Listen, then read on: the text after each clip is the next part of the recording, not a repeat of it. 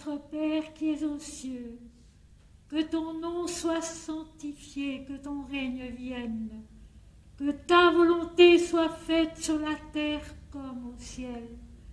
Donne-nous aujourd'hui notre pain quotidien. Pardonne-nous nos fautes comme nous les pardonnons à ceux qui nous ont offensés. Ne nous laisse pas tomber dans la tentation, mais délivre-nous du mal. Car c'est à toi qu'appartiennent le règne, la puissance et la gloire au siècle des siècles. Seigneur, merci. Seigneur, merci. Seigneur, merci. Seigneur, garde-nous des cœurs reconnaissants en Jésus-Christ. Gloire à Dieu au plus haut des cieux et paix sur la terre parmi les hommes en tout lieu. Gloire à Dieu au plus haut des cieux et paix sur la terre parmi les hommes en tout lieu. Amen. Mes chers amis, nous voici parvenus à la dernière leçon de cette année 1989,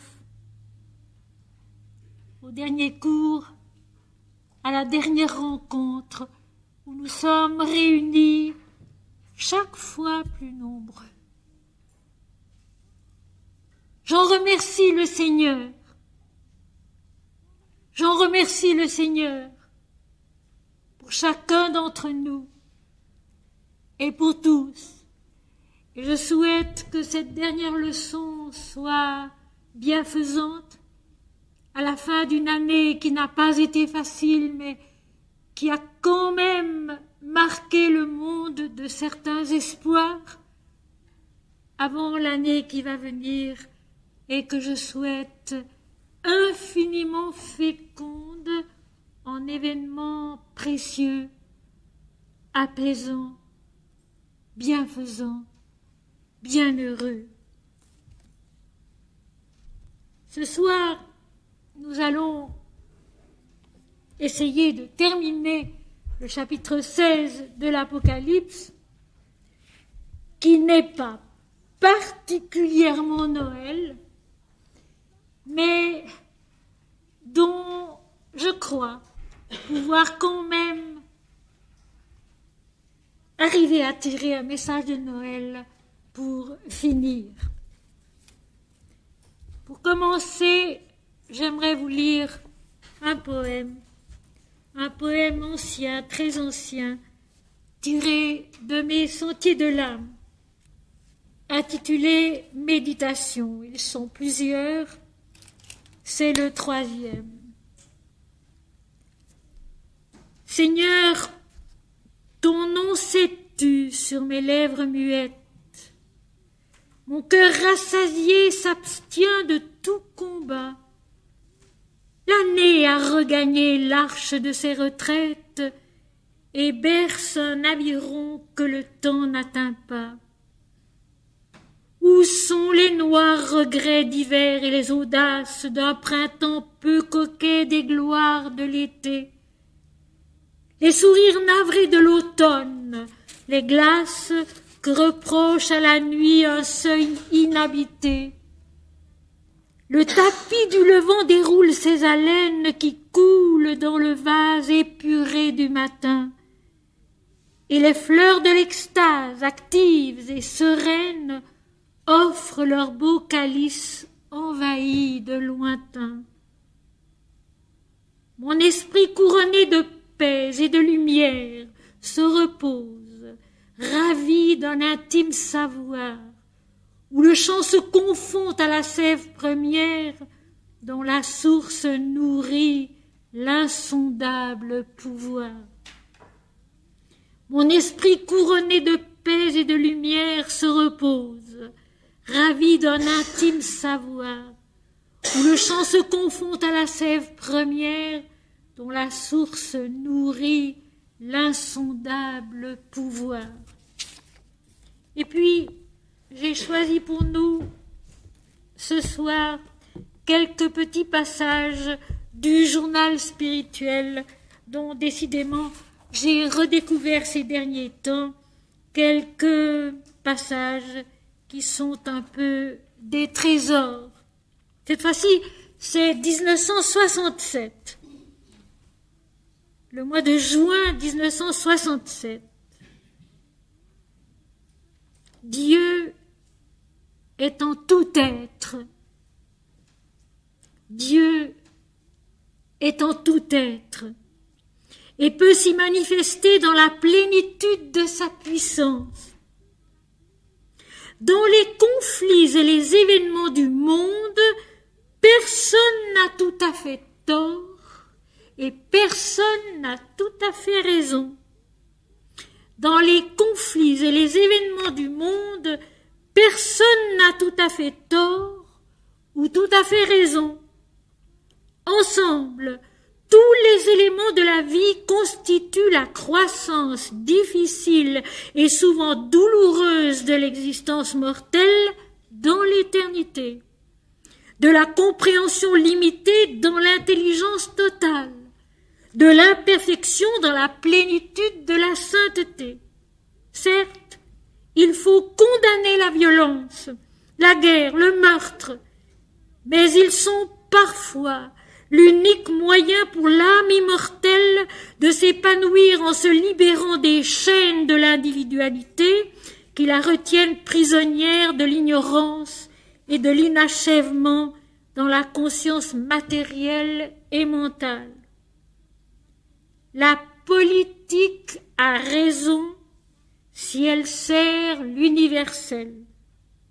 Mais si elle ne se préoccupe que d'intérêts particuliers, elle a tort. La politique a raison si elle sert l'universel. Mais si elle ne se préoccupe que d'intérêts particuliers, elle a tort. La sainteté s'en va auprès des peuples en guerre et elle dit « Je vous apporte l'image de la paix ». Elle s'en va auprès des nations prospères et elle dit « Je vous apporte l'inquiétude de l'amour ». Elle s'en va auprès des hommes laborieux, persévérants, courageux et désintéressés et elle dit « Vous obtiendrez en vous-même la récompense de la vérité ». La sainteté s'en va auprès des peuples en guerre et elle dit « Je vous apporte l'image de la paix ». Elle s'en va auprès des nations prospères et elle dit « Je vous apporte l'inquiétude de l'amour ». Elle s'en va auprès des hommes laborieux, persévérants, courageux et désintéressés et elle dit « Vous obtiendrez en vous-même la récompense de la vérité. »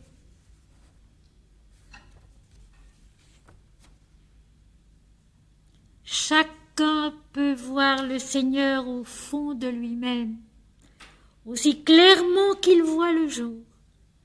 Il suffit de le vouloir et d'en poursuivre la réalisation de tout son cœur, de toute son âme, de toute sa pensée, avec la ferveur de sa vie entière. Le mystique est celui qui ne renonce jamais à l'émerveillement de sa première rencontre authentique avec Dieu, qui cherche à le rendre permanent en lui. Et même s'il l'ignore, le chemin qu'il suit de cette manière est celui de la connaissance éternelle qui est la joie inépuisable de la révélation et de l'amour. Chacun peut voir le Seigneur au fond de lui-même aussi clairement qu'il voit le jour. Il suffit de le vouloir et d'en poursuivre la réalisation dans son cœur, de toute son âme, de toute sa pensée, avec la ferveur de sa vie entière. Le mystique est celui qui ne renonce jamais à l'émerveillement de sa première rencontre authentique avec Dieu, qui cherche à le rendre permanent en lui. Et même s'il l'ignore, Le chemin qu'il suit de cette manière est celui de la connaissance éternelle, qui est la joie inépuisable de la révélation et de l'amour. Et enfin ceci. Quand Jésus dit « en mon nom » ou bien « en mémoire de moi », il ne songe pas à Jésus de Nazareth né en l'an 1 de notre ère, comme on dit Pierre Durand ou Jacques Ibert. Son nom est l'Esprit Saint, éternel et infini, le Verbe de vérité, l'immortalité resplendissante, l'ineffable, le parfait. Le nom mystique absorbe ici dans sa lumière transcendante et absolue toute conception distinctive délimitée. Je répète parce que c'est essentiellement vrai, tellement oublié, semble-t-il tellement difficile à comprendre ou à accepter. Journal spirituel, page 157, la première parole écrite le 14 janvier 1967. Quand le Christ dit « en mon nom » ou bien « en mémoire de moi », il ne songe pas à Jésus de Nazareth, né en l'an 1 de notre ère, comme on dit Pierre Durand ou Jacques Ibert. Son nom est l'Esprit Saint, éternel et infini, le Verbe de vérité, l'immortalité resplendissante, l'ineffable, le parfait. Le nom mystique absorbe ici dans sa lumière transcendante et absolue toute conception distinctive délimitée. Tout le secret de la compréhension de la Bible, des évangiles et de l'Apocalypse tient dans ces quelques phrases, tient dans cette vision du Christ qui est un seul, le tout, l'infini, l'éternel Dieu.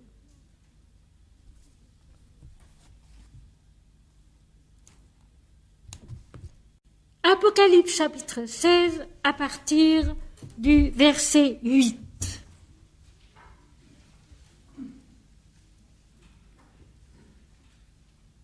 La conscience incarnée depuis longtemps dans le texte se recueille,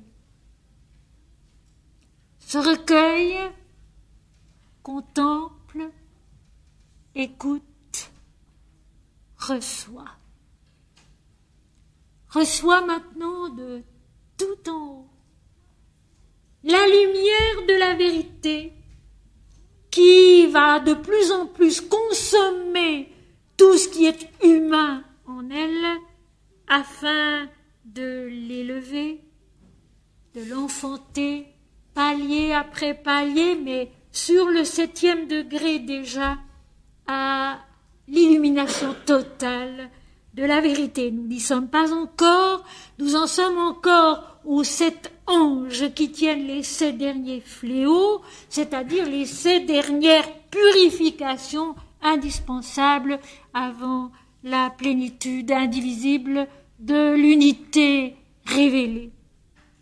Ces fléaux qui frappent la conscience de leur clarté et l'enfantent pas après pas à une compréhension nouvelle où le moi individuel perd de plus en plus de son importance, de sa valeur, de son poids,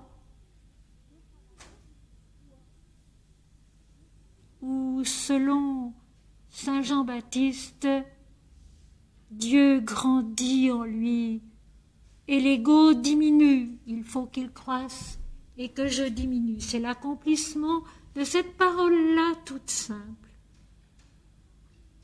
Et si le texte a l'air violent, ils le sont tous, ces textes mystiques, parce que le combat est violent. Il est long et il est difficile en nous. Si les textes sont violents, c'est parce que la transformation intérieure est telle que si on la racontait d'une façon édulcorée, gentille, eh bien, elle ne serait pas vraie. Tout simplement. Elle ne serait pas vraie. Ce qui me frappe souvent dans ce qu'affirme l'Apocalypse, parfois avec une certaine cruauté, je l'admets tout à fait, c'est à quel point c'est tout simplement vrai. Quand l'Apocalypse dit que ceux qui adorent la bête et son image n'auront de repos ni jour ni nuit, c'est vrai. Lorsqu'on est centré sur soi-même, on n'a effectivement de repos ni jour ni nuit, c'est vrai. Aujourd'hui, et c'est dans ce sens que le texte, malgré les apparences, sera tellement Noël. Ce seront des pluies de lumière qui vont descendre dans la conscience en contemplation pour lui faire accomplir un pas, et puis un autre pas encore, dépasser de plus en plus sa conception humaine dualiste pour entrer finalement pas encore dans l'unité révélée, mais dans le chemin qui va conduire à l'illumination terminale où tout est un, où tout est Dieu. Et nous avons vu les 3 premiers fléaux, les 3 premiers plans de la conscience, le plan physique, le plan vital, le plan mental, ou si vous voulez les 3 premiers chakras, Muladhara, Swadhisthana, Manipura, et maintenant nous arrivons à Anahata, le 4e, qui signifie le jeûne qui ne se nourrit pas, qui ne respire plus. Et alors, dans l'Apocalypse, c'est le verset 8 du chapitre 16, le 4e ange, parce que ce sont des anges, les 7 anges qui tiennent les 7 fléaux au nom de Dieu, les 7 éclairs de notre propre conscience. Les anges sont les messagers de la lumière. Ils sont en nous, l'éclair de la lumière de vérité qui apparaît et qui nous révèle quelque chose. Et puis il s'en va, il en vient un autre. C'est tellement vrai, c'est tellement juste. C'est tellement palpablement concret et véridique, véritable. Le 4e ange versa sa coupe, et je rappelle que la coupe en grec c'est phialé, qui est à la fois le réceptacle dans lequel on fait bouillir un liquide, donc une boisson qui désaltère, qui fortifie, une urne funéraire, donc la mort, toujours la mort à quelque chose pour la renaissance à autre chose. C'est une des lois de la vie, mes amis, une loi de la vie constamment dans notre corps aussi.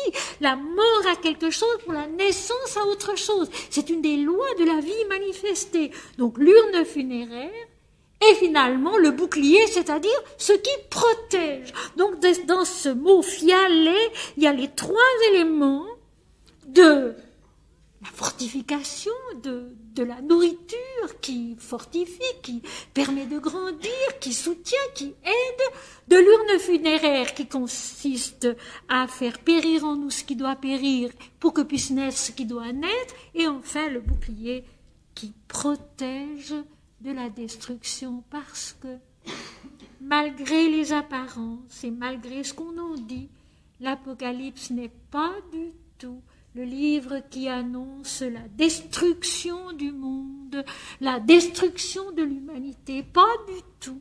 Apocalypse veut dire la révélation de Dieu en l'homme, la révélation de ce qui est caché. Ce n'est pas la destruction qui est le but de la révélation de Dieu en l'homme, c'est sa transfiguration. Meurt et disparaît ce qui doit l'être, afin que puisse naître, grandir, s'épanouir pleinement ce qui est Dieu en nous. Ainsi, le 4e ange, le 4e éclair de conscience, fait descendre la pluie lumineuse, cette fois-ci sur quoi? Sur le soleil.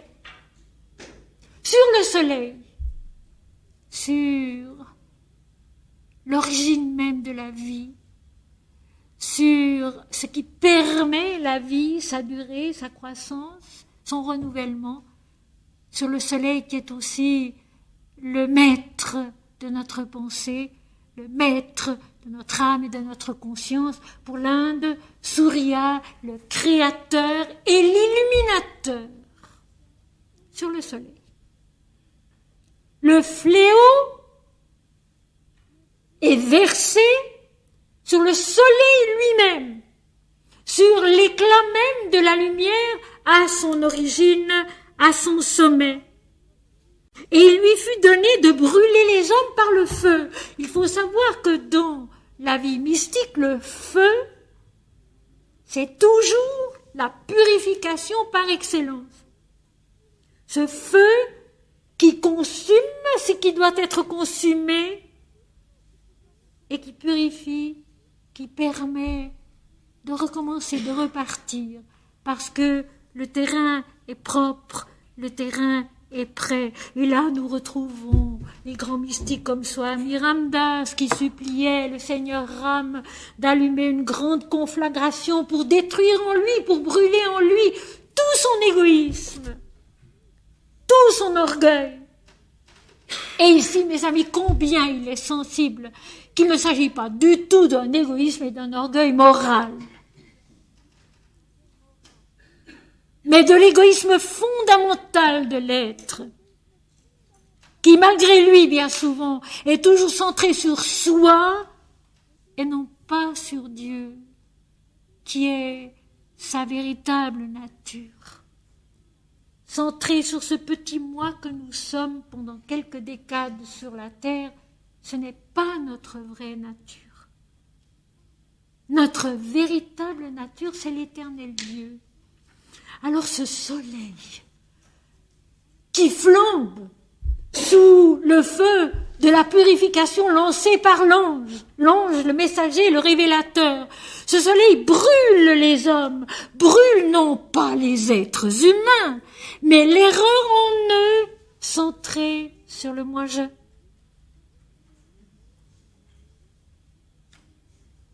L'Inde dit tout cela d'une façon beaucoup plus simple et beaucoup plus claire. Mais chacun a son mode d'expression. Et avec l'aide de l'Inde, c'est vrai qu'on comprend bien les textes comme l'Apocalypse. Dans l'Inde, on répétera souvent dans le Mahabharata ou dans la Bhagavad Gita, celui qui est sans égoïsme et sans orgueil, tout simplement. Eh bien, ce que brûle le fléau du 4e ange, c'est justement cet égoïsme et cet orgueil. Anahata, le jeune, celui qui ne se nourrit plus sur ce plan-là, qui ne respire plus sur ce plan-là, qui meurt, purifié de son attachement à soi. Et nous savons bien, mes amis, que toutes nos difficultés, toutes nos souffrances viennent de ce que nous sommes centrés sur nous-mêmes. Dès le moment où nous nous oublions, pour quelque chose ou pour quelqu'un, ou pour un beau texte, ou pour une belle musique, ou pour n'importe quoi, nous sommes délivrés de nous-mêmes, nous sommes allégés, nous sommes pardonnés du merveilleux pardon de Dieu. Et voilà pourquoi, dans ce texte-là, c'est Noël aussi. Dieu révélé en l'homme et par conséquent le grand pardon de Dieu qui intervient. L'ego, l'homme, la conscience centrée sur le moi individuel qui brûle dans le feu de la purification qui vient de tout en haut, du soleil de l'esprit, animé par la vision, fortifié, grandi par la vision, meurt, brûle, notre égoïsme, notre orgueil fondamentaux, le fait tout simplement que nous sommes centrés sur nous-mêmes. Au lieu de nous rappeler, non pas moi Seigneur, mais toi, toi seul, tout est un et tout est Dieu. Tout est un et tout est Dieu, la grande délivrance, le grand pardon. Le grand pardon qui permet de penser cela, qui permet de concevoir cela, qui permet de vivre cela. Tout est un et tout est Dieu. Non pas moi, Seigneur, mais toi, toi seul. Et c'est ça le sens de ces hommes qui sont brûlés par le feu. C'est le moi individuel qui est la seule victime, le mensonge du moi individuel qui ramène tout à soi, qui est brûlé par le feu de l'extase qui vient de tout en haut, du soleil. Et les hommes furent brûlés par une grande chaleur, par le feu de l'extase, par cette grande chaleur bienheureuse qu'est la levée de la lumière divine en nous. Elle est en nous, la lumière divine. Notre âme, c'est ça, mes amis. Notre âme, c'est la lumière divine en nous. Elle est en nous, la lumière divine. Mais à certains moments donnés, nous n'en savons plus rien du tout. Et là, tout d'un coup, cette grande chaleur se lève en nous, nous remplit. Et c'est vrai qu'il y a des extases qui sont chaudes, qui sont brûlantes. On appelle cela dans l'Inde Bhaga Savitri. Savitri, le soleil, à son sommet, et Bhaga, qui est le feu de l'amour, le feu de l'adoration, le feu de la béatitude. C'est vrai, les hommes furent brûlés par une grande chaleur, la grande chaleur de l'esprit, qui les purifie de leur égoïsme et de leur orgueil. Mais l'homme résiste longtemps à ce pardon, à cet allègement qui vient d'en haut. L'homme résiste longtemps. Il y voit la perte de son importance personnelle, la perte de sa prépondérance dans le monde, la perte de ses ambitions, de ses réussites, de sa puissance sur la terre, auquel il est tellement attaché, alors que tout cela n'est rien, peut disparaître d'un moment à l'autre. Les hommes blasphémèrent le nom de Dieu, qui a l'autorité sur ses fléaux, et ils ne se repentirent pas pour lui donner gloire. Alors il faut voir les mots grecs ici. Ils ne se repentirent pas, c'est ou métanoïésan, qui veut dire en réalité, ils ne changèrent pas de point de vue. Parce que le sens repentir, que l'on comprend toujours d'une façon morale, en se frappant la poitrine parce qu'on a commis des erreurs, le vrai sens de métanoïo, c'est changer de point de vue, voir autrement, comprendre autrement.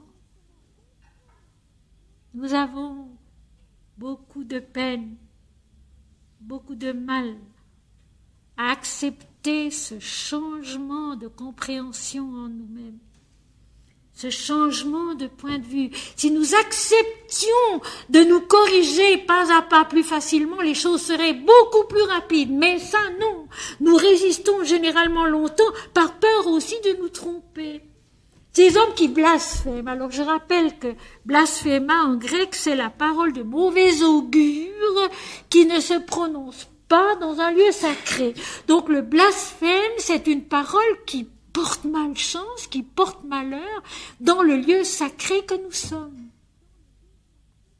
Blasphémèrent le nom de Dieu, renier, rejeter, ne pas admettre le nom de Dieu, ce nom qui a une si grande puissance en nous, si nous savons le répéter avec amour, amour de Dieu pour Dieu, prier Dieu, pour l'adorer et pas pour nous-mêmes. Toutes les prières qui demandent à être exaucées pour la paix, pour la santé, pour la guérison, pour ceci, pour cela, ce sont des prières qui volent très bas, mes amis. La vraie prière, la prière qui commence à être vraie, c'est celle qui est un élan d'amour pour Dieu et non pas un intérêt pour nous-mêmes. Ils blasphèment le nom de Dieu, ce nom dont Swami Ramdas dit avec raison, Dieu et son nom ont la même puissance. Répétez le nom de Dieu. Mon Seigneur et mon Dieu, notre Père qui es aux cieux, non pas moi Seigneur, mais toi, toi seul. Om Shri Ram, Jai Ram, Jai Jai Ram. amène en nous l'allègement, le pardon, la paix, une lucidité nouvelle de notre compréhension, de notre conscience, nous permettant d'aller de l'avant, de laisser tomber derrière nous tout ce qui doit être oublié, tout ce qui doit être délaissé comme étant des fardeaux inutiles, nous permettons justement de changer de point de vue, de comprendre autrement, de voir autrement. Et alors je donne tout de suite la clé. Cette clé de l'Apocalypse, au chapitre 3, verset 8, cette clé de l'Apocalypse, qui est l'oubli de soi, l'amour de Dieu, le regard tourné vers la lumière de l'Esprit résolument. Empêchant donc ce blasphème du nom de Dieu qui a l'autorité sur ces fléaux, qui commande cette régénérescence, cette purification de l'homme, et ils ne se repentirent pas pour lui donner gloire, ils ne peuvent pas changer de point de vue, nous ne pouvons pas changer de point de vue, et gloire est donc le mot qui est toujours employé dans les textes français, mais en réalité c'est la vérité, et donc ça, pour tout simplement admettre que Dieu est vrai. Que Dieu est vrai. La grande récompense, si vous voulez, le grand soulagement, la grande libération pour l'homme, c'est de réaliser par une purification progressive que le nom de Dieu est puissant parce que Dieu est vrai, parce que Dieu est. Ou comme le dit Sri Aurobindo, Dieu est là. Et il est le seul qu'il vaille la peine de suivre. Alors, justement, refusant encore cette purification qui enlève effectivement au moi individuel toute idée d'importance personnelle, toute puissance individuelle, en refusant cela, l'homme ne peut pas changer de point de vue, il ne peut pas voir que l'invisible est plus réel que le visible. Ça, c'est l'Inde qui le dit comme ça, d'une façon très simple. L'invisible est plus réel que le visible. L'apôtre Paul dira « Attachez-vous non pas aux choses visibles qui ne sont que pour un temps, mais aux invisibles qui sont pour toujours. » C'est la même chose. L'invisible plus réel que le visible. L'intérieur, le cœur, l'âme, l'esprit, l'amour, plus vrai, plus puissant que toutes les manifestations qu'on peut en voir sur la terre, en nous-mêmes, chez les autres, dans le monde. Le cœur, l'âme, l'esprit, l'amour, qui sont infiniment plus vrais, infiniment plus puissant que tout ce qu'on peut voir et dire extérieurement dans le monde. Le moment de cette transformation intérieure, de ce changement de point de vue, n'est donc pas encore venu. La conscience mentale, sur le plan de Anahata, résiste. Le cinquième ange versa sa coupe. De nouveau, un flot de lumière qui vient de cette coupe, qui est à la fois nourriture, mort et protection. Puisque la fin de l'Apocalypse, l'accomplissement de Dieu en l'homme, ce n'est pas une destruction, mes amis, mais une transfiguration. N'oublions pas. Le but, c'est la transfiguration, ce n'est pas la destruction. Et qui dit transfiguration, dit transformation de l'être entier, pas seulement de l'esprit, de l'intelligence, mais de l'être entier, corps et esprit. Le corps lui-même, comme le dira Sri Aurobindo, se souvenant qu'il est Dieu.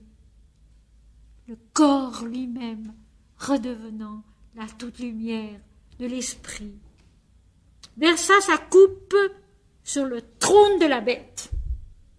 Cette fois-ci, sur la souveraineté du mensonge, sur la souveraineté de cet inconscient, de ce subconscient que nous avons longuement analysé dans le chapitre 13 de l'Apocalypse. Sur le trône de la bête. Donc, la souveraineté même du mensonge est atteinte maintenant.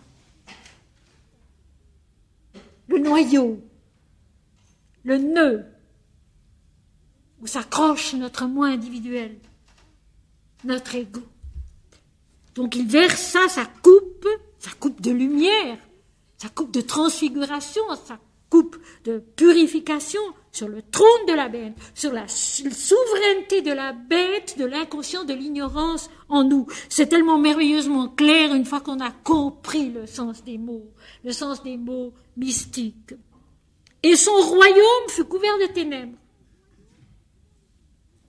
Toute cette fausse science de l'homme centrée sur soi, tout cet inconscient, ce subconscient régnant dans l'homme centré sur soi, et maintenant dans les ténèbres. Tout à l'heure, cela n'existera plus, cela ne sera plus trouvé, selon la parole si jolie, je trouve, de l'Apocalypse.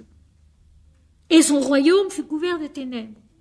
Donc, le règne du moi-je est dans les ténèbres. Lui-même, il est plongé dans la nuit, il ne sait plus où il en est. Et les hommes se mordaient la langue de douleur. Et ça, c'est extraordinaire. Parce que le royaume de la bête, du mensonge, c'est bel et bien le domaine de la langue. C'est bel et bien le domaine du parler. Tout ce qui se raconte, tout ce qui se dit, dont la plus grande partie n'est pas vraie. La sagesse, c'est malgré tout le silence. Et nos aïeux le savaient, puisqu'ils disaient « la parole est d'argent et le silence est d'or ».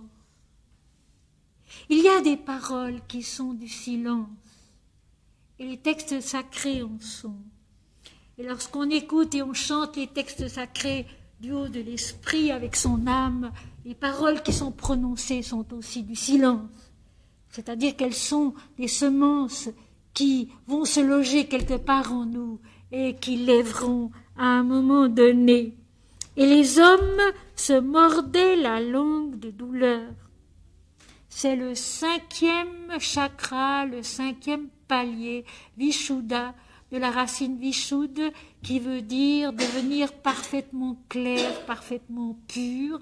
C'est le palier du verbe de vérité, donc justement du langage, de la langue, qui se tait pour que Dieu puisse parler.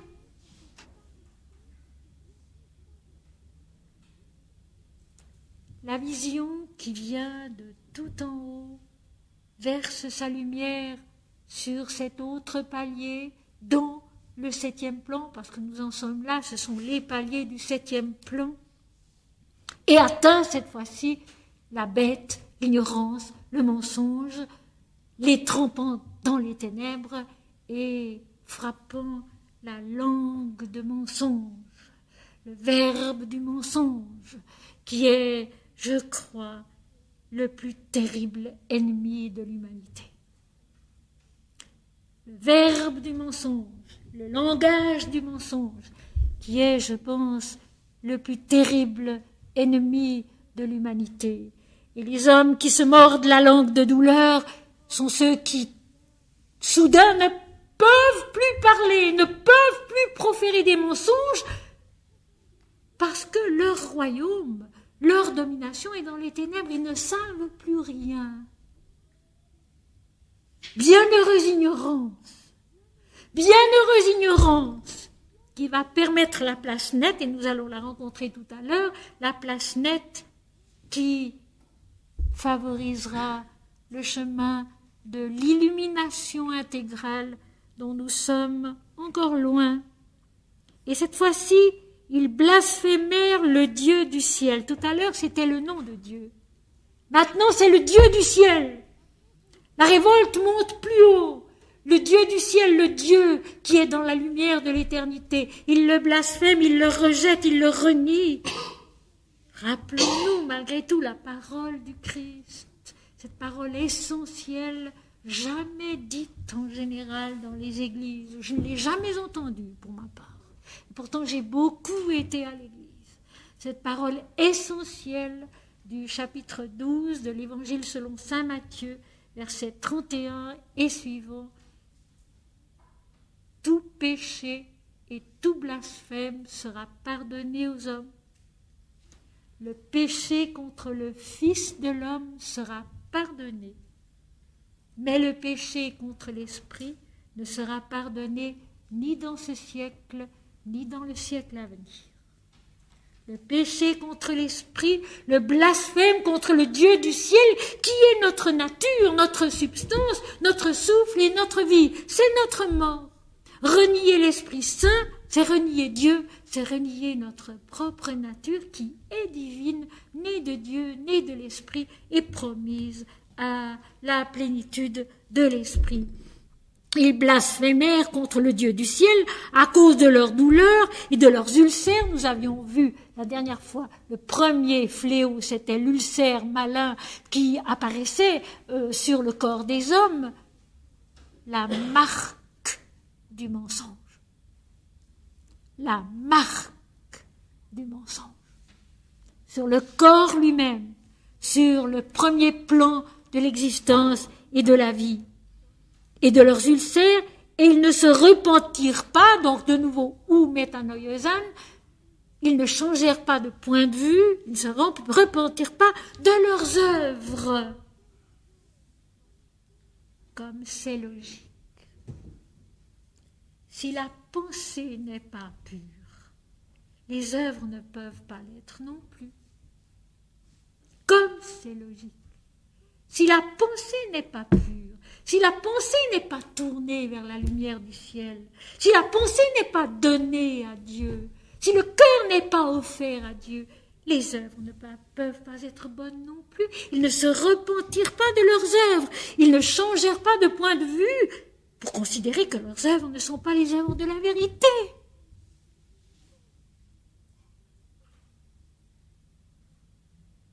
Non pas moi, Seigneur, mais toi, toi seul. Non pas moi, Seigneur, mais toi, toi seul. Dieu du ciel qui est tout, qui sait tout, qui fait tout. Et ça, mes amis, c'est Noël. Ça, mes amis, c'est Noël. Et ça devrait être Noël tous les jours, de cette manière-là. Dieu en l'homme. Dieu en l'homme. Dieu avec tous les hommes. Dieu qui est tout, qui sait tout, qui fait tout. Et ils ne se repentirent pas de leurs œuvres. Ils ne voient pas que leurs œuvres ne sont pas bonnes, parce que leurs pensées ne sont pas bonnes, parce que les élans de leur cœur et de leur esprit, de leur âme, ne sont pas justes. Yukta, en sanskrit, c'est-à-dire en union avec Dieu, en union avec Dieu. Non pas moi, Seigneur, mais toi, toi seul. Mais vraiment, non pas moi, Seigneur, mais toi, toi seul. Avec beaucoup d'amour. Quelqu'un m'a dit un jour, c'est quelqu'un parmi vous qui se reconnaîtra peut-être, quelqu'un m'a dit un jour quelque chose de très beau. Pour expliquer l'Apocalypse de cette manière, combien faut-il d'amour? C'est vrai.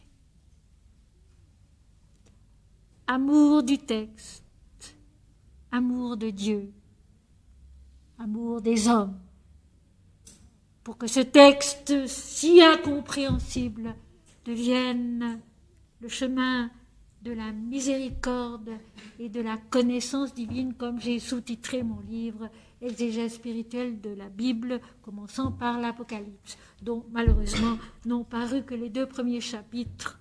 Il faudrait au moins 10 tomes pour avoir le tout. Mais enfin, le tout est sur cassette. Alors c'est déjà une consolation.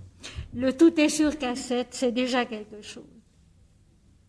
Combien faut-il d'amour? C'est vrai. Amour infini du texte, amour infini de Dieu à travers les textes, amour infini des hommes, de l'humanité, de tout temps, de tous les temps, à travers le texte, pour que les textes soient ce chemin de la miséricorde et de la connaissance divine, et non pas l'effroi des catastrophes dont il n'est pas du tout question autrement que la destruction du moi individuel, du moi-je. C'est tout. La seule victime des Écritures saintes, c'est ça, c'est celui-là, c'est le moi-je et personne d'autre. Le sixième versa sa coupe, donc le sixième ange, le sixième éclair dans l'extase, versa sa coupe sur le grand fleuve l'Euphrate. Dans la Bible, tout se joue entre deux fleuves, le Jourdain et l'Euphrate. C'est intéressant aussi. Cette fluidité de la vie, du fleuve, tout se joue entre le Jourdain et l'Euphrate. Le peuple d'Israël doit franchir le Jourdain pour entrer dans la terre promise de la révélation divine, de la révélation de Dieu en l'homme. Tout ce trajet de la vie du peuple d'Israël en Égypte, et puis le désert, et puis dans le pays de Canaan, pour arriver à Noël, à la révélation de Dieu en l'homme au terme des prophètes, au terme des psaumes, au terme des rois, au terme de tout ce qui s'est passé dans la vie du peuple d'Israël, pour arriver à Noël, à la naissance du Christ, à la révélation de Dieu en l'homme. Et qu'est-ce que c'est alors que ce fleuve, l'Euphrate? Eh bien, l'Euphrate, il va plus loin, il va vers l'Orient. Ce fleuve, l'Euphrate, c'est le passage intérieur de la conscience incarnée dualiste qui doit dépasser sa dualité pour entrer dans la toute lumière de l'unité. Et voici que ce fleuve, l'Euphrate, son eau tarit afin que le chemin des rois venant de l'Orient fût préparé.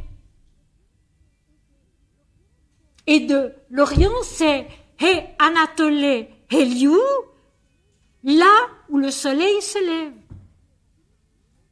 C'est traduit par l'Orient, mais le grec dit He Anatole Heliou, là où le soleil se lève.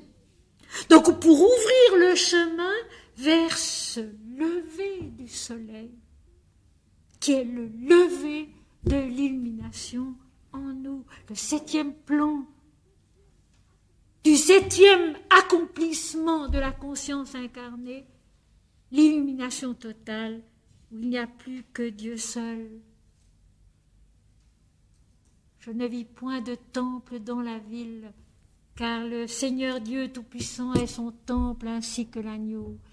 La ville n'a besoin ni du soleil ni de la lune pour l'éclairer, car le Seigneur l'éclaire, et l'agneau est son flambeau. Le Seigneur est la lumière de toutes choses, et l'agneau, c'est le moi individuel pur, image de Dieu, c'est tout.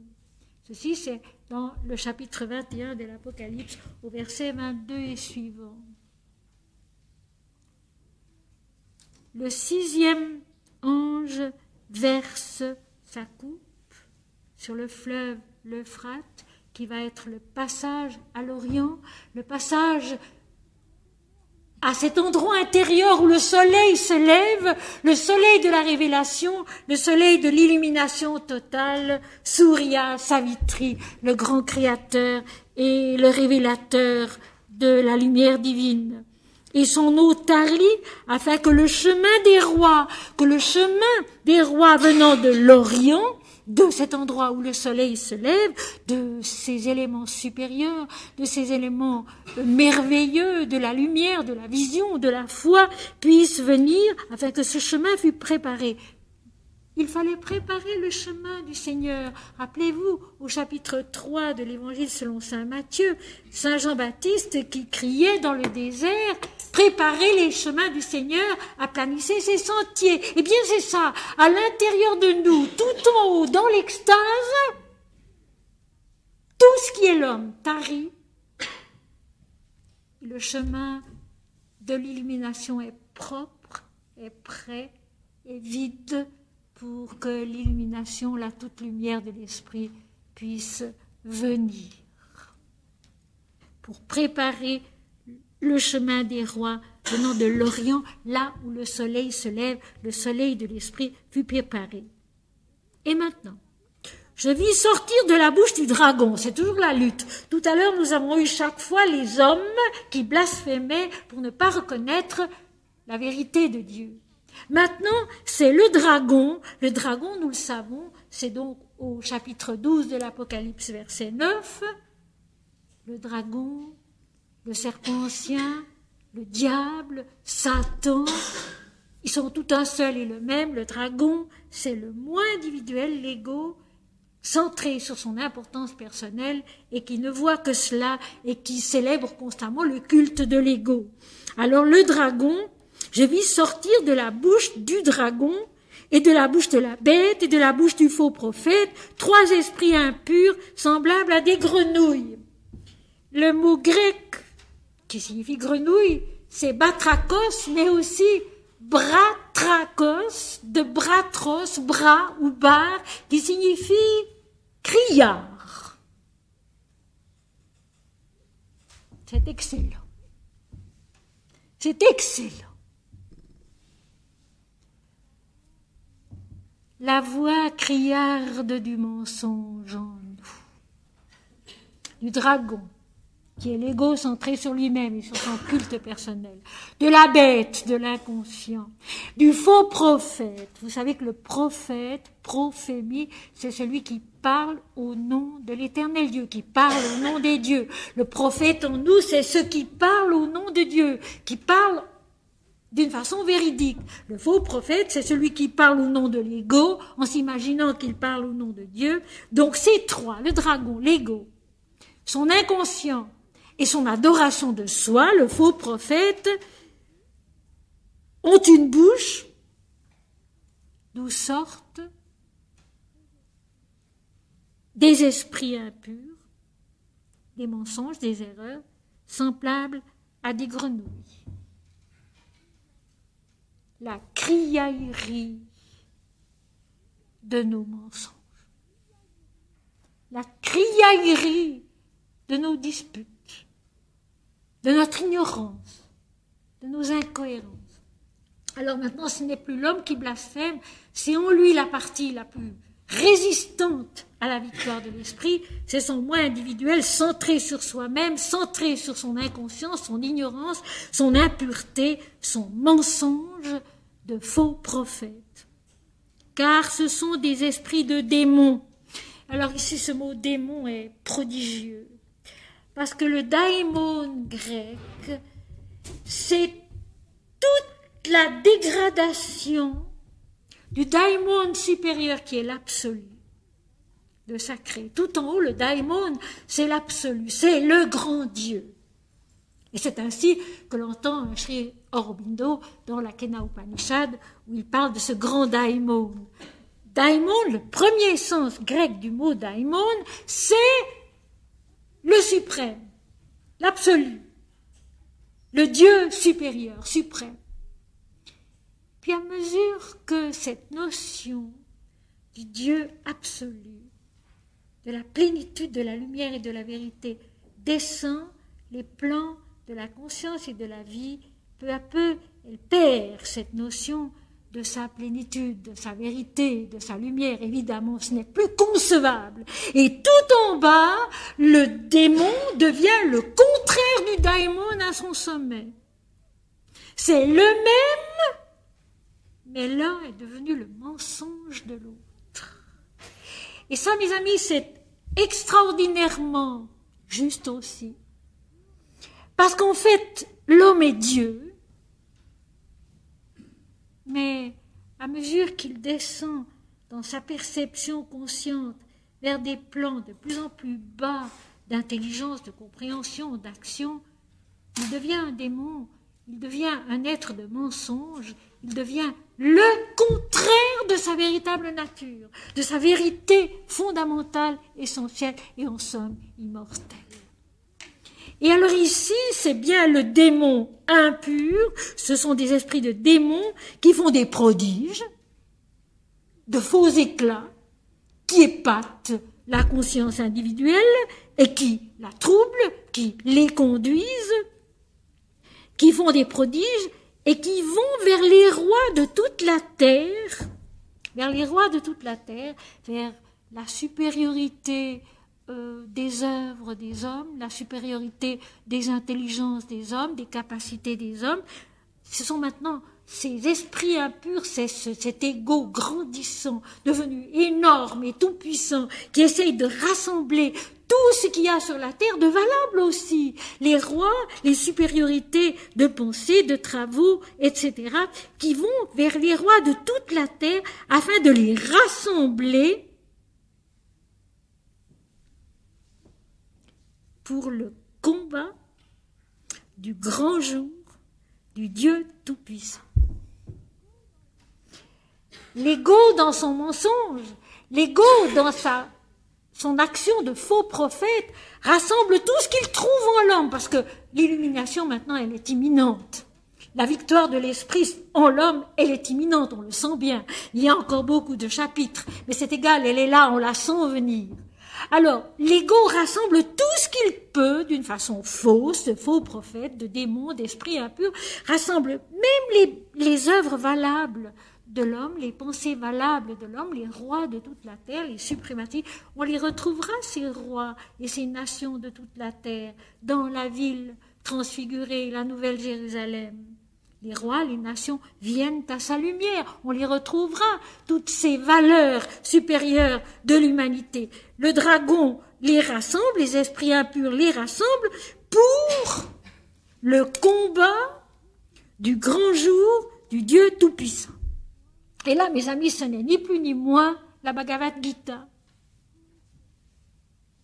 Kurukshetra, le chant de l'accomplissement du Dharma, où sont rassemblés d'un côté tous les rois et leur gloire et leur puissance, et de l'autre Krishna seul, Dieu seul, avec son seul compagnon Arjuna, l'homme de vérité, l'habile archer, la conscience pure, l'agneau, représentant le divin.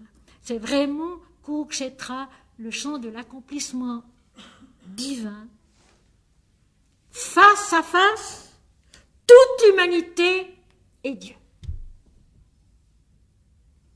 Ajna, le 6e plan de la conscience, où il n'y a plus que 2 pétales, inconscience par rapport à la matière, l'homme et Dieu face à face, et qui vont devenir semblables dans l'ultime purification de l'homme en Dieu par Dieu. Mais ce sont les forces de la dualité qui rassemblent tous les rois de la terre pour combattre le jour, l'éclat, l'illumination du Dieu Tout-Puissant, seul face à face avec tout ce que l'homme amène d'importance personnelle, d'attachement à soi. Ce suprême moment où l'homme, en tant qu'ego, va disparaître pour naître à l'absolu, à Dieu. Et alors Dieu parle. Voici, je viens comme un voleur. Je viens quand on ne m'attend pas, d'une manière soudaine et inattendue. Et ça, mes amis, Sri Aurobindo le dit, Jésus dans les évangiles le dit, c'est une expression mystique qui est fréquente, Dieu disant, je viens comme un voleur. Je viens quand on ne m'attend pas, comme on ne m'attend pas, je suis l'inconnu, l'imprévisible, qui arrive soudain, qui est là, et qui triomphe parce qu'il est là. Je viens comme un voleur. Vous vous rassemblez là, face à moi, dans un lieu précis, pour me combattre au jour de ma venue, qui est l'illumination totale, l'éclair qui traverse le ciel de part en part, le ciel de la pensée, le ciel de la conscience. Je viens comme un voleur. Heureux celui qui veille et qui garde ses vêtements. Nous allons voir ce que ça signifie. Afin qu'il ne marche pas nu et qu'on ne voit pas sa honte. Et ils les rassemblèrent dans le lieu appelé en hébreu Armageddon. Il y a beaucoup de choses à expliquer dans ces quelques phrases. Il vaut tellement la peine de creuser. Mais j'aimerais souligner en passant quelque chose. De creuser non pas avec sa pensée mentale qui aligne les preuves, les suppositions, etc., etc. Non. Il vaut la peine de creuser en chantant Dieu. Il vaut la peine de creuser en méditant en silence longuement pendant des années. Et une sainte Thérèse d'Avila l'a dit elle aussi, les écritures sacrées sont difficiles à comprendre, il y faut beaucoup d'oraisons, beaucoup de prières. Et le secret d'une compréhension spirituelle de la Bible, de l'Apocalypse, de n'importe quel texte sacré, c'est justement d'arriver à se taire tellement devant le texte, que le texte parle de lui-même, s'explique et dévoile surtout une logique absolument parfaite. Jamais on ne trouve un texte en défaut. Ça se suit d'une façon logique et claire, et les éléments constants qui reviennent deviennent de plus en plus limpides et révélateurs. Heureux celui qui veille, tout simplement heureux celui qui chante le nom de Dieu, celui qui aime Dieu, celui qui lit les textes sacrés, même sans les comprendre, beaucoup, et puis peu à peu l'intelligence vient, comme les petits moines russes qui traversaient au XVIIe et au XVIIIe siècle toutes les Russies en lisant chaque jour tout un évangile. Et ils reconnaissaient qu'au début, ils n'y comprenaient rien du tout. Et peu à peu, à force de répéter le nom de Jésus-Christ, par la grâce du Seigneur, ils comprenaient de plus en plus. Heureux ceux qui veillent, celui qui chante Dieu, celui qui, comme dit l'Inde si joliment, n'oublie jamais Dieu. Le souvenir permanent de Dieu. Ce souvenir permanent de Dieu qui devient une chose tout à fait naturelle au bout de beaucoup d'années. Il y faut beaucoup de temps, mais ça vient. Heureux celui qui veille et qui garde ses vêtements. Schematos en grec veut dire l'apparence extérieure. Le vêtement, mais beaucoup d'autres choses aussi qui ont tout rapport avec l'apparence extérieure. Heureux celui qui garde ses vêtements, c'est-à-dire qui reste tel qu'il est. Avec ses œuvres, qui sont ses vêtements, avec ce qu'il est devenu, qui reste tel qu'il est dans une piété honnête, humble, vraie. Et qui ne va pas nu en montrant sa nudité, sa honte. Askematos, askemon veut dire indécent, dépouillé de ses vêtements. Il s'agit donc de la fausse nudité du mensonge, parce que ailleurs il sera question de la nudité de l'esprit qui est la vérité, la pureté, la nudité de l'esprit. Ce n'est pas de celle-là qu'il est question ici, il est question de la honte, de la fausse nudité du mensonge.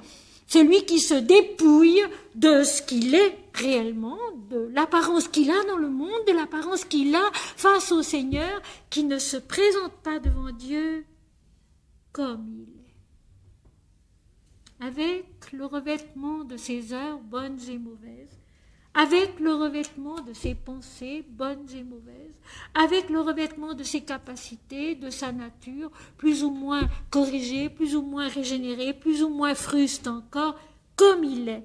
Heureux celui qui veille et qui a gardé ses vêtements, qui est resté comme il est, qui se présente comme il est face à Dieu. La grande erreur, c'est souvent de se vouloir meilleur qu'on est, revêtu d'une nudité de l'esprit qu'on n'a pas du tout encore. Se présenter à Dieu tout simplement comme on est. C'est moins fatigant, vous savez aussi. C'est moins fatigant d'être tout simplement comme on est, et ne pas chercher à être mieux ou autre chose que ce qu'on est.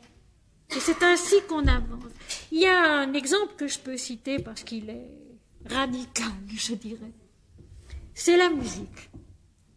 En musique, vous ne pouvez pas tricher. Si vous apprenez à jouer d'un instrument, si vous apprenez à chanter, vous ne pouvez pas avoir l'air de savoir plus que ce que vous savez. C'est impossible.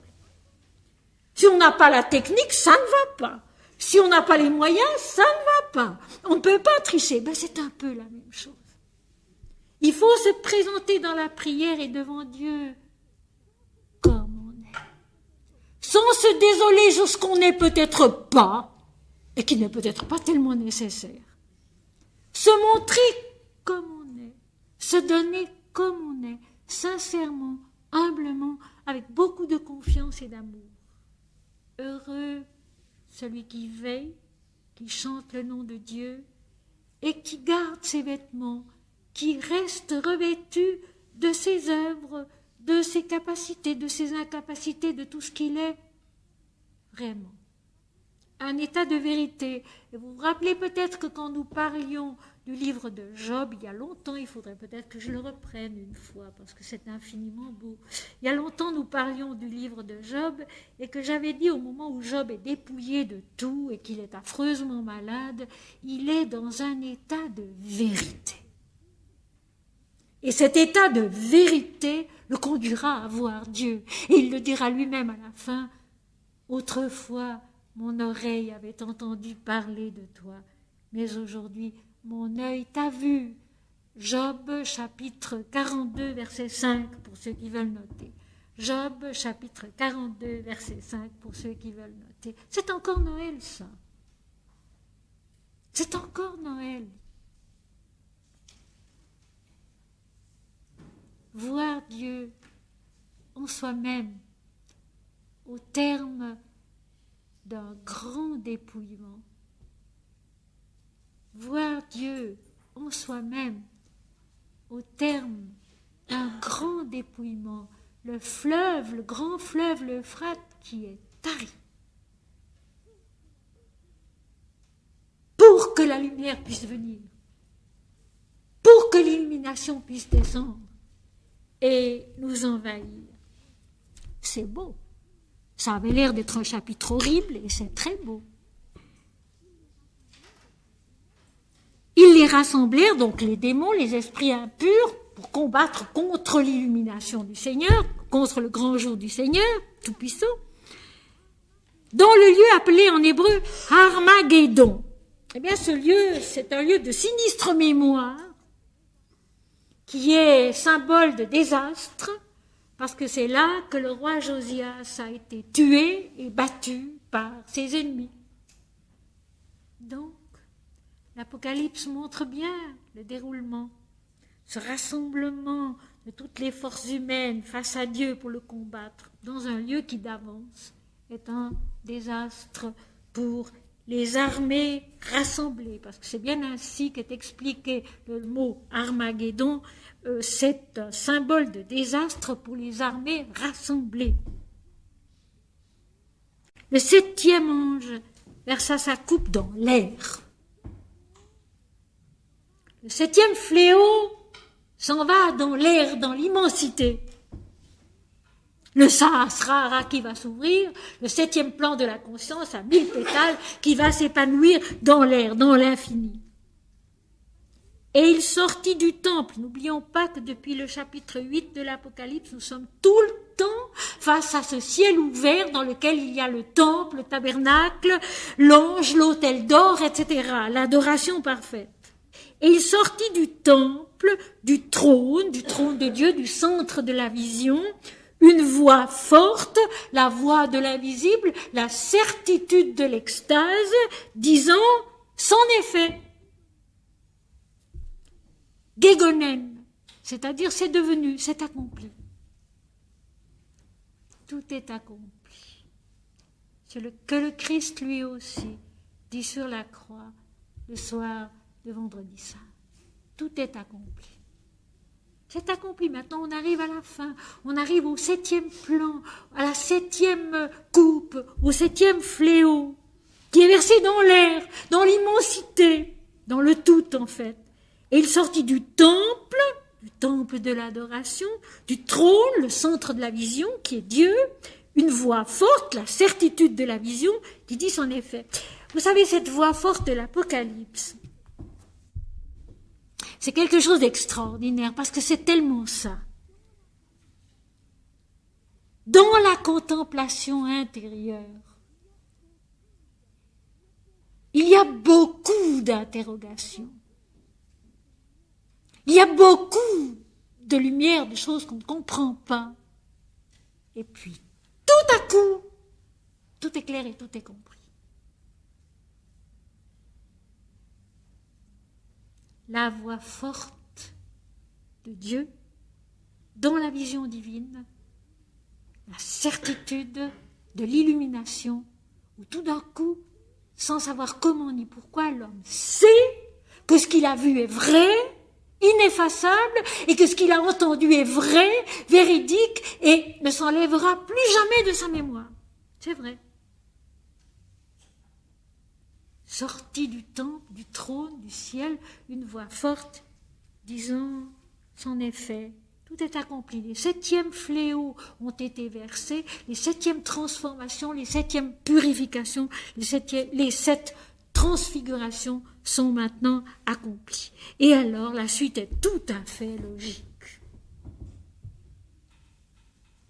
Je ne pense pas qu'on aurait pu l'écrire autrement, l'expliquer autrement. Expliquer cela d'une façon douce et mesurée, avec des termes bien analysés, n'apporterait rien, parce que nous avons besoin d'être choqués pour comprendre. Nous avons besoin d'être secoués pour changer. Ça, nous le savons bien. Une belle dialectique, bien arrangée et tout, ne nous change pas. Un choc nous change. Et le texte est un choc.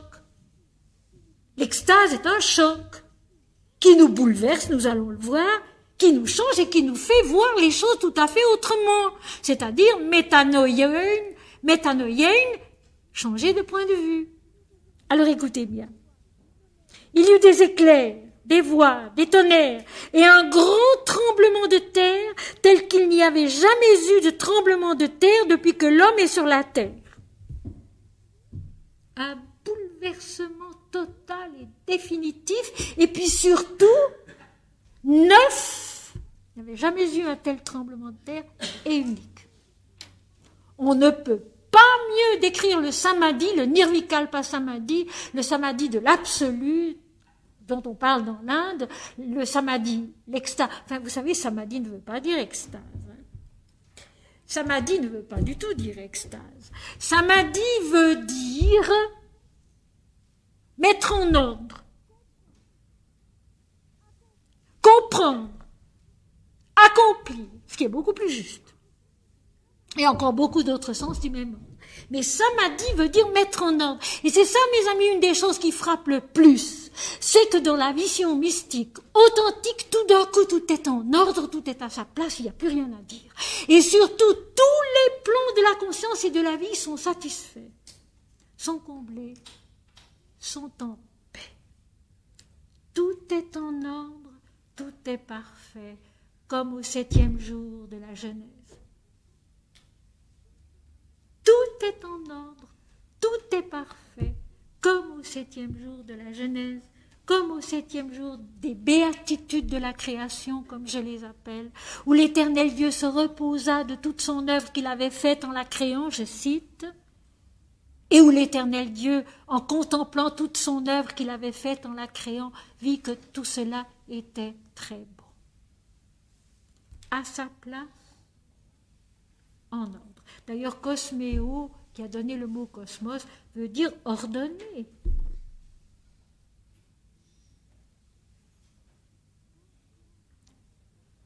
Ce grand tremblement de terre, prodigieux comme il n'y en avait jamais eu depuis qu'il y a des hommes sur la terre, c'est le bouleversement définitif, mais neuf et unique, où soudain, l'invisible devient plus réel que le visible et où tout est changé en l'homme à jamais.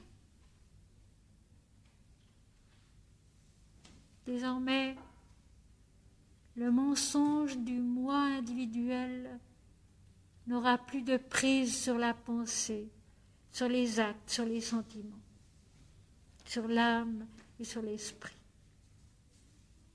Désormais, le mensonge de l'apparence qui veut être l'être, alors que c'est l'image qui doit se connaître dans l'être, remonter à l'être, renaître à l'existence, à l'être qui dit « je suis », c'est déjà tout au début de la Bible, dans le livre de l'Exode au chapitre 3, « je suis, voilà mon nom pour l'éternité ».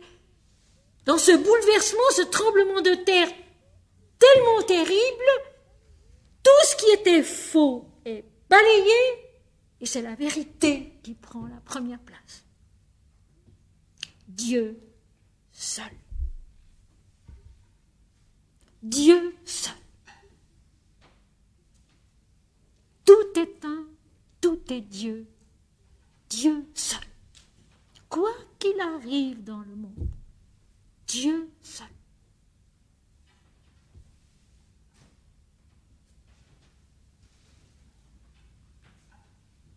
Bon retour.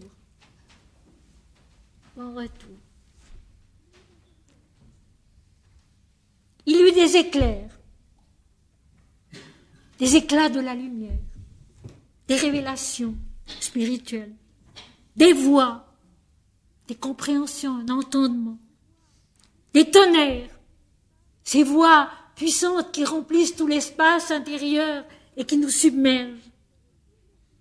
Et un grand tremblement de terre, un bouleversement total, un grand tremblement de terre tel qu'il n'y avait jamais eu depuis que l'homme est sur la terre un tremblement de terre aussi grand. Et le grec, c'est bien ça, j'ai essayé de traduire mieux, mais il n'y a pas moyen. Un tremblement de terre neuf et unique. Après quoi, l'homme n'est plus le même. Après quoi, l'humanité n'est plus la même. Dieu seul. Et tout est remis à sa place. L'homme dans sa vérité, l'agneau, nous sommes l'agneau sur la terre, l'agneau sans défaut, l'agneau image de Dieu, qui n'est pas immolé. Dans le chapitre 5 de l'Apocalypse, il y avait là un agneau qui se tenait comme immolé, qui avait l'air immolé devant le trône de Dieu, mais pas immolé. Il n'est pas immolé. Il est l'image parfaite de Dieu en nous, dans le monde. Tout est Dieu et l'homme a sa valeur et son intelligence mentale a sa valeur à partir de là. Mais pas sans ça, mais pas avant. L'intelligence de l'homme, elle est immense, elle est utile, elle joue son rôle. Mais attention, à partir de Dieu. Et pas sans Dieu. Et pas avant. D'abord, il faut qu'elle apprenne à se taire longtemps, profondément, en ne sachant qu'une seule chose, mon Seigneur et mon Dieu. Et puis oublier, déposer, comme dans les versets précédents, tout ce qui fait l'homme, tout ce qui fait l'importance personnelle de l'homme. Et quand tout ça est déposé, dépassé, purifié par les coupes versées du haut de la lumière de l'esprit, alors l'homme retrouve son importance après le bouleversement divin qu'il a changé, mais à partir de Dieu, et du haut de Dieu. Toute la différence est là. Il faut qu'il croisse et que je diminue. Et la grande ville fut divisée en 3 parties. Et les villes des nations tombèrent, et Dieu se souvint de Babylone la grande pour lui donner la coupe du vin de son ardente colère. Et toutes les îles s'enfuirent, et les montagnes ne furent plus retrouvées. Tout disparaît. La ville divisée en 3 parties. C'est l'homme, le physique, le vital, le mental. Tout le reste vient de l'esprit, et ce qui se passe lui vient de l'esprit. L'homme, s'il veut être vivant, la terre, si elle veut être vivante, elle doit être une unité. Il faut que le physique, le vital et le mental soient soient soudés. Ils sont maintenant divisés en 3 parties. Donc le physique sans le vital sans l'intellect sans le support de la vie concrète. La fin de l'incarnation, la fin de la manifestation. Et les villes des nations tombèrent. Tous les plans de la conscience et de la vie, les nations tombent. Et Dieu se souvint de Babylone la Grande. Et Babylone la Grande, qui sera si longuement décrite au chapitre 18 de l'Apocalypse, c'est en une seule phrase. L'orgueil, du moi individuel, donné au culte de soi-même. C'est ça, Babylone la Grande. Comme l'Égypte était le pays de la servitude, Babylone la Grande, dans la Bible, c'est l'homme centré sur soi, le moi individuel, uniquement donné à l'impudicité qui est l'orgueil du culte de soi-même. Dieu s'en souvient, l'esprit se souvient de l'erreur, du mensonge avec un M majuscule, pour lui donner la coupe du vin. Le vin, c'est l'extase, le vin, c'est l'exaltation, c'est l'ivresse de son ardente colère. Alors le grec dit « toutumu tes orges autou », c'est-à-dire « thumos », c'est la puissance de Dieu, la puissance de sa colère. Non pas du vin de son ardente colère, c'est vraiment le vin de la puissance de sa colère. Donc, toute la puissance divine vient maintenant pour anéantir en l'homme le mensonge de l'adoration de soi, du culte de l'ego. Avant l'illumination, c'est indispensable. Dans l'Inde, c'est le dieu Indra, le tonnerre, les éclairs du dieu Indra, le mental illuminé qui accomplit cela. Ici, c'est la puissance de la colère divine qui met fin à ce grand mensonge de l'adoration de soi, du culte de l'ego. Et toutes les îles s'enfuirent, les formes fluides, les formes solides, les montagnes ne furent plus retrouvées. Comme à un moment donné, dans le chapitre 18, Babylone la Grande, elle a disparu.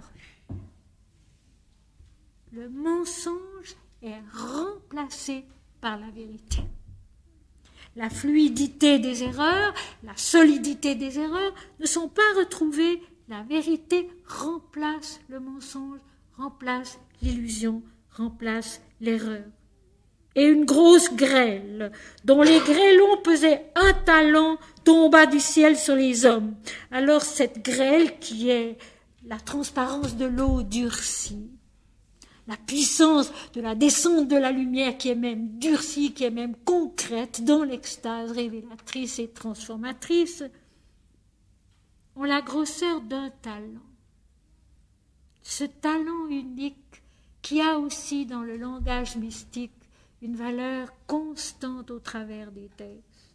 La parabole du talent donnée à tous les ouvriers de la vigne, ceux qui avaient travaillé 1 heure, ceux qui avaient travaillé 2 heures, ceux qui avaient travaillé 7 heures, 8 heures, 10 heures, 12 heures, tous reçoivent un talent, ce qui mécontente les ouvriers, bien entendu, sur le plan mental, centré sur l'ego. Ce talent, qu'est-ce que c'est? Et ces grêlons qui ont la grosseur d'un talent, qu'est-ce que c'est? C'est l'unique gain de l'homme, qui est la connaissance de Dieu, et le même pour tous. L'unique gain de l'homme, qui est la connaissance de Dieu avec un C majuscule, et le même pour tous. Ces grêlons de la grosseur d'un talent qui tombent sur les hommes, donc la pluie de la révélation lumineuse qui devient même concrète, lourde, c'est une chose qu'on ressent à l'occasion. Ce qui tombe sur nous dans la vision intérieure est lourd à l'occasion. Pèse sur la tête, pèse sur la nuque, pèse sur le corps, est lourd à l'occasion. Tomba du ciel, de l'esprit, sur les hommes. Les hommes blasphémèrent Dieu, donc renient Dieu, la vérité, à cause du fléau qui frappe la conscience pour la transformer, du fléau de la grêle, parce que ce fléau était très grand.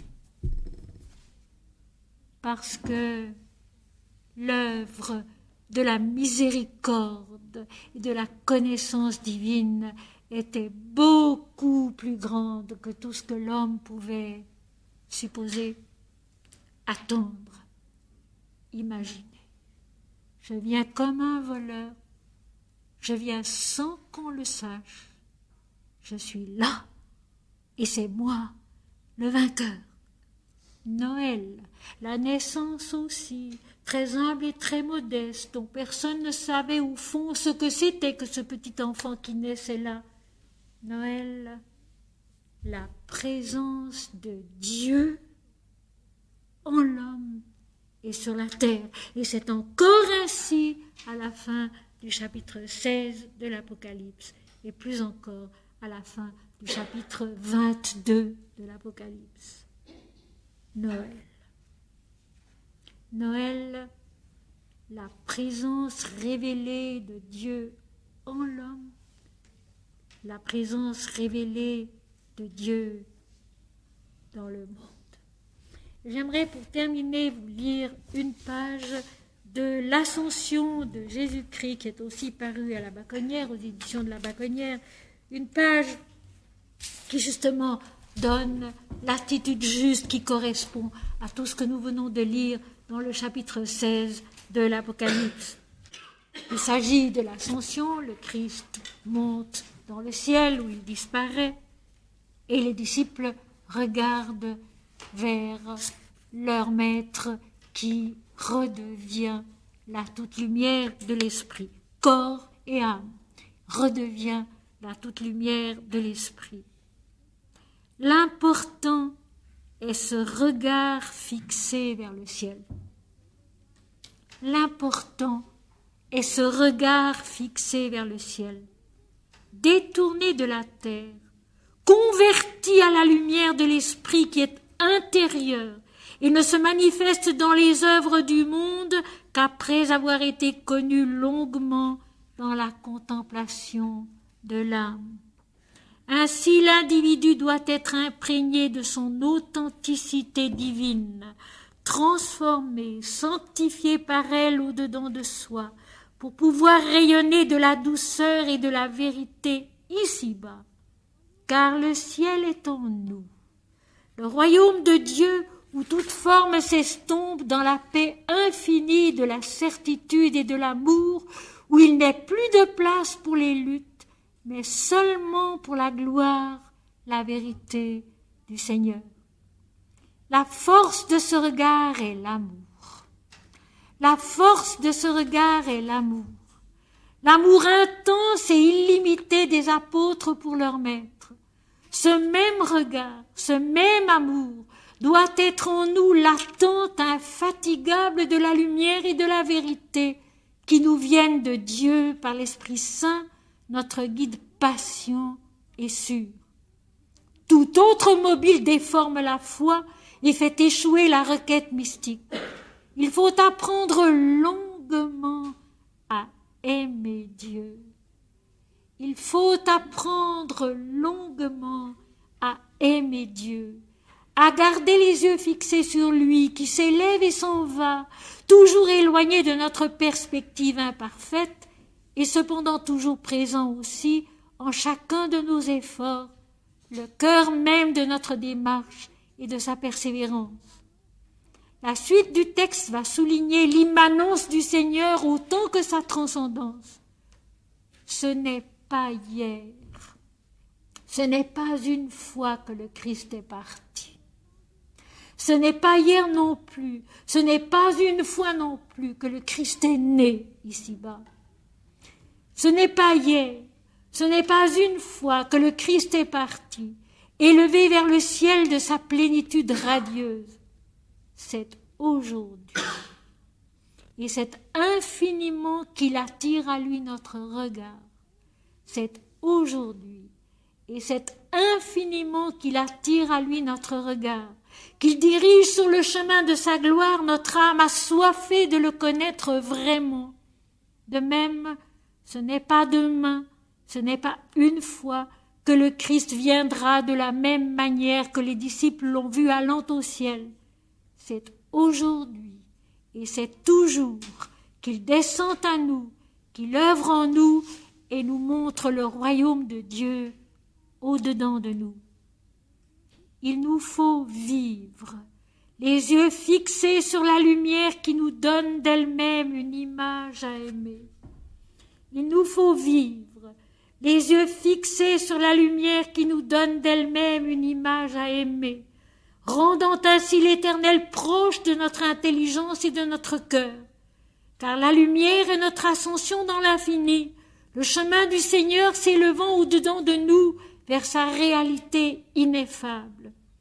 Celle-ci nous échappe ici-bas, dans l'univers dualiste et concret où nous nous mouvons, mais elle nous est donnée à l'heure où la grâce déborde de l'immortalité jusqu'à nous. Celle-ci nous échappe ici-bas, dans l'univers dualiste et concret où nous nous mouvons, mais elle nous est donnée à l'heure où la grâce déborde de l'immortalité jusqu'à nous. Mes chers amis, à tous, heureux Noël. Pas seulement les 24 et 25 décembre prochains, mais aujourd'hui, demain, toujours. Heureux Noël. Dieu en nous, la lumière en nous, l'éternité en nous. C'est vrai, ce ne sont pas des mots. La lumière de l'esprit n'est pas une idée, mais un fait. Dieu en l'homme, ce n'est pas une idée, mais un fait. Heureux Noël à tous, quelles que soient les circonstances de vos vies, de nos vies. Et puis, une année nouvelle, pleine de la bénédiction du Seigneur, qui est son apocalypse au-dedans de nous, peu à peu, la révélation de Dieu en l'homme.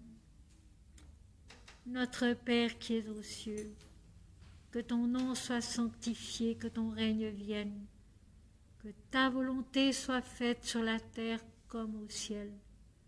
Donne-nous aujourd'hui notre pain quotidien. Pardonne-nous nos fautes comme nous les pardonnons à ceux qui nous ont offensés. Ne nous laisse pas tomber dans la tentation, mais délivre-nous du mal, car c'est à toi qu'appartiennent le règne, la puissance et la gloire au siècle des siècles. Gloire à Dieu au plus haut des cieux et paix sur la terre parmi les hommes en tout lieu. Gloire à Dieu au plus haut des cieux et paix sur la terre parmi les hommes en tout lieu. Amen.